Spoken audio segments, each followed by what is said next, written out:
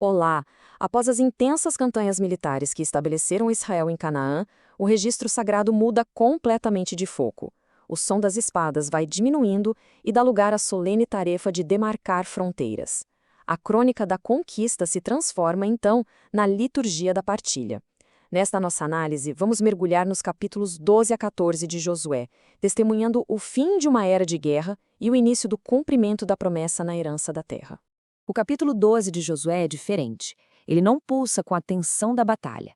Sua natureza é a de um inventário formal, quase um registro notarial da soberania divina. Ele funciona como um memorial, que cataloga cada rei e cada domínio que foi subjugado, primeiro sob a liderança de Moisés e depois sob a espada de Josué. É interessante notar que essa crônica da posse da terra começa a leste do Jordão, e isso é estratégico. Ao recapitular as vitórias que aconteceram sob a liderança de Moisés, o texto estabelece um precedente, tanto legal quanto teológico. A conquista não começou com Josué, ele, na verdade, é o continuador de uma obra que foi iniciada pelo grande legislador, validando a continuidade do plano de Deus. A leste, então, dois reinos importantes foram desmantelados: Seom, rei dos amorreus, cujo domínio era uma barreira estratégica, e Og, rei de Bazã, um dos últimos Refaíns, aqueles gigantes temíveis, cuja derrota ecoaria por gerações, conforme Josué 12, versículos de 1 a 4. E esta terra, do outro lado do Jordão, já santificada pela vitória divina sob Moisés, foi devidamente entregue a Ruben, a Gade e a meia tribo de Manassés. A primeira fase da promessa se cumpria ali, Josué 12, versículo 6. Agora, o foco do registro atravessa o Rio Jordão e entra no coração da Terra Prometida. A lista que vamos ver detalha as vitórias sob o comando de Josué, que agiu não apenas como um general, mas como o sucessor que herdou o manto e a autoridade divina de Moisés. A lista que se segue é uma verdadeira topografia da vitória.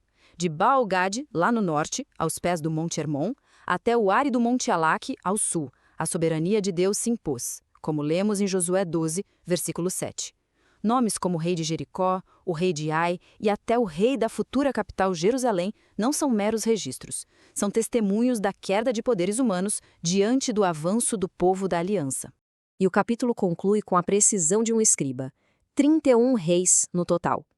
Esse número, em sua totalidade, não é um troféu de guerra. Ele é um selo teológico. É a prova documental da fidelidade de Deus em entregar a terra, cidade por cidade, rei por rei, conforme havia prometido aos patriarcas. Pois bem, com o registro das vitórias encerrado, a narrativa avança para a consequência lógica da conquista, a herança. O plano de Deus passa da fase militar para a fase civil. A espada dá lugar ao cordel de medir, a tomada dá lugar à posse, sob a ordem direta do Senhor a Josué. O capítulo 13 começa com uma fala de Deus que une a finitude do homem à infinitude da promessa. A um Josué já envelhecido, a voz do Senhor declara: já estás velho, entrado em dias, e ainda muitíssima terra ficou para se possuir. A mensagem é muito clara: a obra transcende o trabalhador. A tarefa não se encerraria com ele. O Senhor então delimita a tarefa que ainda não foi concluída: as planícies dos filisteus, os enclaves cananeus, as montanhas do Líbano. Mas essa lista não é um motivo para desânimo, e sim um chamado à fé que persevera. E o mais interessante é que a ordem não é para conquistar primeiro, mas para repartir a terra em fé, pois o próprio Deus assegura: eu os lançarei de diante dos filhos de Israel. Josué 13, versículo 6. O texto faz questão de reafirmar a herança do outro lado do Jordão, aquela designada por Moisés. E essa repetição não é acidental. Ela âncora as ações de Josué na autoridade do seu predecessor, solidificando a continuidade ininterrupta do pacto divino desde o Sinai até a posse da terra, conforme Josué 13, versículo 8. Aqui, uma exceção teológica define uma tribo inteira. A Levi não foi dada herança de terra, pois a porção deles era o próprio Senhor. O sustento deles não viria do solo, mas do altar. As ofertas queimadas ao Deus de Israel, essas eram a sua herança. Uma provisão sagrada que os separava para o serviço perpétuo, como diz Josué 13, 14. Dos decretos que abrangem toda a nação, a lente da narrativa agora se fecha sobre um único homem, um microcosmo da fé que vem da aliança. O capítulo 14 imortaliza Caleb, filho de Jefoné, cujo testemunho pessoal nos mostra que a fidelidade a Deus não envelhece com o tempo. A oeste do Jordão, a partilha é um ato solene, presidido pela autoridade do sacerdote Eleazar e pela liderança de Josué. O método empregado, o lançamento de sortes, não era um jogo de azar, mas um ato de teocracia direta. Era uma forma de submeter a decisão humana à soberania de Deus, para garantir uma distribuição isenta e sagrada. Josué 14, 1 e 2. É nesse cenário de distribuição que a memória histórica de um homem se impõe.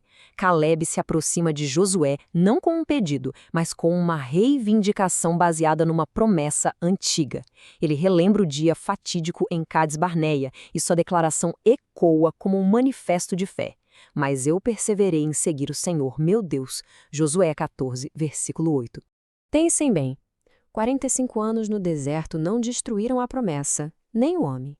Aos 85 anos, Caleb testifica de uma vitalidade que parece sobrenatural. Sua força para a guerra, ele declara, é a mesma de 4 décadas antes. É um milagre de preservação, que serve como um selo de Deus em sua vida de inteira fidelidade. Josué 14, versículos 10 e 11.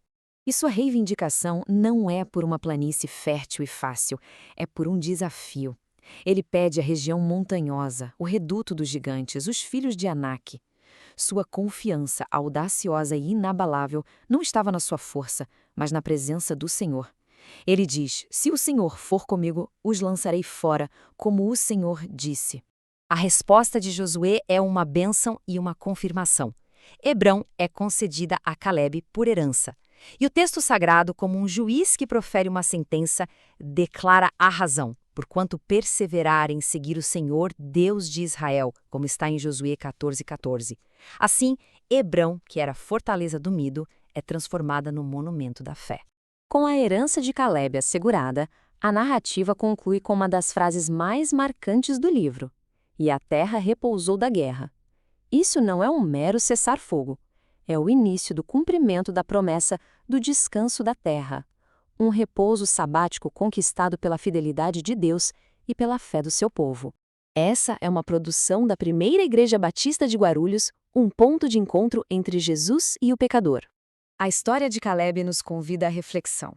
Qual princípio da fé perseverante dele pode ser aplicado aos nossos desafios hoje em dia? Deixe sua reflexão sobre isso aqui nos comentários.